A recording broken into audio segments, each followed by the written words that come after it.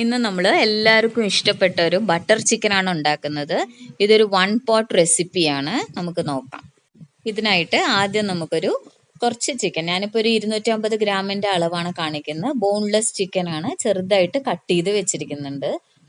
Boneless ആണ് നല്ലത്, നിങ്ങൾക്ക് വേണമെങ്കിൽ ബോൺ ഉള്ളതും എടുക്കാം, കുഴപ്പമൊന്നുമില്ല. ഇനി നമുക്കിത് ഒന്ന് നന്നായിട്ട് മാരിനേറ്റ് ചെയ്യണം. അതിനായിട്ട് ആദ്യം 1 table spoon ginger garlic paste, പിന്നെ നമുക്ക് ജിഞ്ചർ ഗാർലിക് പേസ്റ്റിന് ശേഷം നമുക്ക് ഇനി വേണ്ടത് മുളക് പൊടി, അതായത് കാശ്മീരി ചില്ലി പൗഡർ, കുറച്ച് കളർ കിട്ടാനായിട്ടാണ്. അതൊരു 1.5 ടേബിൾ സ്പൂണോളം ഇട്ട് കൊടുക്കുന്നുണ്ട്.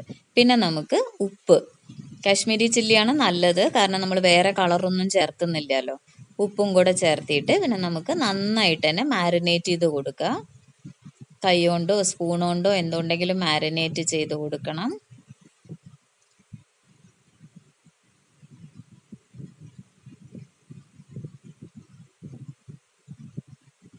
ഇപ്പം നന്നായിട്ട് മാരിനേറ്റായി വന്നിട്ടുണ്ട്. ഇനി നമുക്കിത് റെസ്റ്റ് ചെയ്യാനായിട്ട് വെക്കണം. അറ്റ്ലീസ്റ്റ് ഒരു അരമണിക്കൂർ, അല്ലെങ്കിൽ പിന്നെ ഒരു ഓവർനൈറ്റ്. ഇപ്പം ഞാൻ ഓവർനൈറ്റ് വെച്ചിട്ട് എടുത്തതാണ്.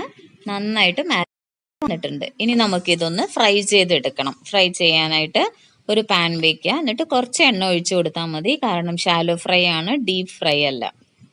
പാൻ ഒന്ന് വെച്ച് കഴിഞ്ഞിട്ട് എണ്ണ ചൂടായി വരുമ്പോൾ നമുക്ക് ചിക്കൻ്റെ പീസസ് ഇട്ട് കൊടുക്കാം. ഒന്ന് തിരിച്ചു മറിച്ച് വിട്ടിട്ട് ഒന്ന് ഫ്രൈ ചെയ്തെടുക്കാം നമുക്ക്. ഇപ്പം ചിക്കനൊക്കെ നല്ലപോലെ ഫ്രൈ ആയിട്ട് വന്നിട്ടുണ്ട്. ഇനി നമുക്കിത് സ്ട്രെയിൻ ചെയ്തിട്ട് മാറ്റി വെക്കാം.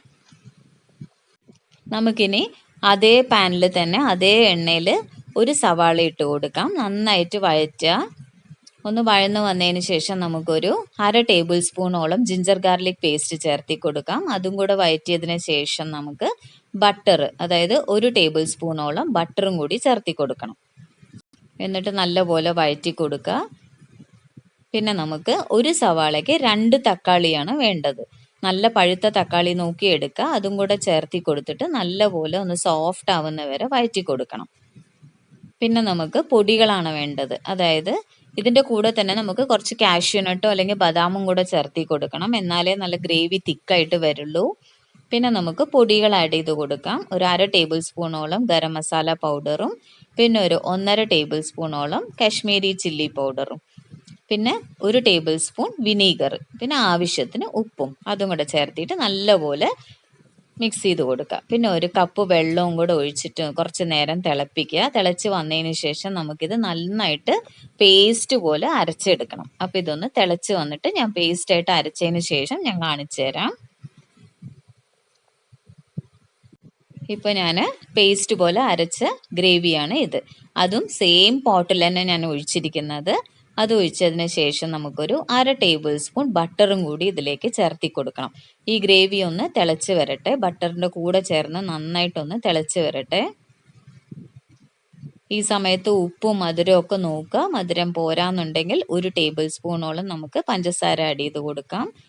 ഇപ്പം നമുക്ക് തിളച്ച് വരുന്ന സമയത്ത് ചിക്കൻ്റെ പീസസ് ആഡ് ചെയ്ത് കൊടുക്കുക, എന്നിട്ട് മിക്സ് ചെയ്യുക.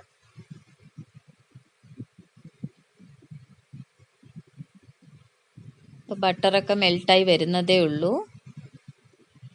ഈ സമയത്ത് ഇത്തിരി മധുരം കുറവാണ്, അതുകൊണ്ട് ഞാൻ 1 ടേബിൾ സ്പൂണോളം പഞ്ചസാരയും കൂടെ ആഡ് ചെയ്യാൻ പോവാണ് ഇതിലേക്ക്.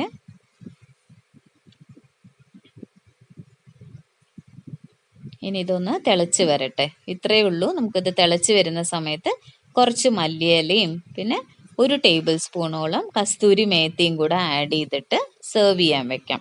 ഇത്രയേ ഉള്ളൂ നമ്മുടെ ടേസ്റ്റി ബട്ടർ ചിക്കൻ. മല്ലിയില ആഡ് ചെയ്തതിന് ശേഷം ഞാൻ 1 ടേബിൾ സ്പൂണോളം കസ്തൂരി മേത്തി, നല്ലൊരു മണം തരും ഇത്, അതും കൂടെ ആഡ് ചെയ്യാം. ഇനി നമുക്ക് തീ ഓഫ് ചെയ്തിട്ട് സെർവിങ് പ്ലേറ്റിലേക്ക് മാറ്റാം. നല്ല ചൂടോടെ തന്നെ നാനിൻ്റെ കൂടെ ചപ്പാത്തിയുടെ കൂടെയൊക്കെ കഴിക്കാൻ പറ്റിയ ഒരു ഡിഷാണ്. എല്ലാവർക്കും ഇഷ്ടപ്പെടുന്ന ഒരു സംഭവമാണ്. അപ്പോൾ എല്ലാവരും ട്രൈ ചെയ്ത് നോക്കുക.